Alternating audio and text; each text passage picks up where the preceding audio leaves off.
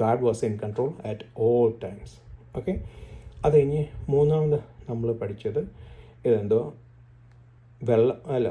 വെളിച്ചം ഉണ്ടാകട്ടെ എന്ന് പറഞ്ഞു. വെളിച്ചം നമ്മൾ ഷെക്കാനായിട്ട് കണക്ട് ചെയ്തു. വെളിച്ചം ക്രിസ്തുവായിട്ട് നമ്മൾ കണക്ട് ചെയ്തു. ക്രിസ്തു നമ്മളുടെ ഹൃദയങ്ങളിൽ വന്നു. നമ്മുടെ ഒരു രക്ഷിക്കപ്പെടുന്ന ഒരവസ്ഥയെ പറ്റിയാണ് ഉള്ളതും നമ്മൾ ഒരു സിംബോളിക്കൽ വേ നമ്മൾ പഠിക്കാനിടയായി. അപ്പം ക്രിസ്തുവിനെ പറ്റി നമ്മൾ സിംബോളിക്കലായിട്ട് പഠിക്കാനിടയായി.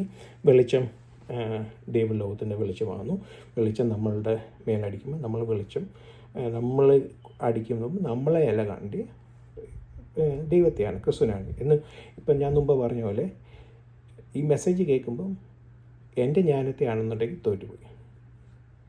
അത് ഡിസ്ട്രാക്ഷൻ വരുന്നത്.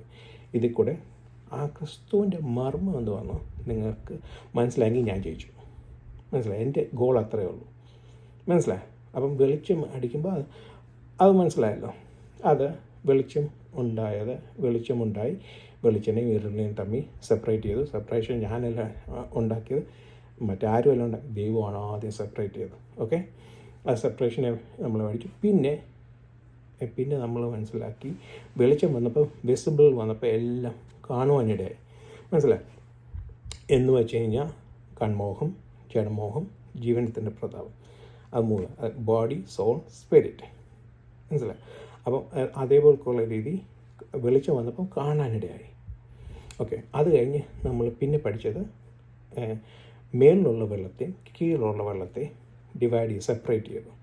എന്നിട്ട് മേളിലുള്ള വെള്ളത്തെ വിധാനത്തെ 4 ഹെവനായിട്ട് നമ്മൾ പഠിച്ചെങ്കിലും 3 ഹെവനേ ഉള്ളെന്ന് ഞാൻ പറഞ്ഞു. പൗലോസ് അപ്പോസ്തലൻ പറയാനിടയായി. 3 സ്വർഗത്തോളം എടുക്കപ്പെട്ട ഒരാളെ പറ്റി പറയാനിടയ്ക്ക് 2 കൊരിന്ത്യയിൽ പറയാനുണ്ടായാലും നമ്മൾ ശ്രദ്ധിച്ചു. അപ്പം 3 സ്വർഗത്തോളം 3 സ്വർഗമേ ഉള്ളൂ. പിന്നെ 4-ാമത്തെ സ്വർഗം എന്ന് പറയുന്നത് നമ്മൾ വായിച്ചു. ദൈവം ആദ്യം കൽപ്പിച്ചു ഇതുണ്ടാകട്ടെ, റക്കിയ വെള്ളത്തെ സെപ്പറേറ്റ് ചെയ്യട്ടെ, 3 സ്വർഗമായി.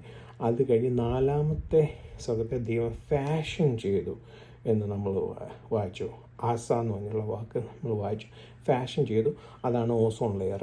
അത് നമ്മൾ സമാഗമന കൂടാരത്തിൻ്റെ ഔട്ടർ ലെയറിനെ പറ്റി പഠിച്ചു. 3 ലെയറുണ്ട്, 4 ലെയറുണ്ട്. ഒന്ന് ലിനൻ.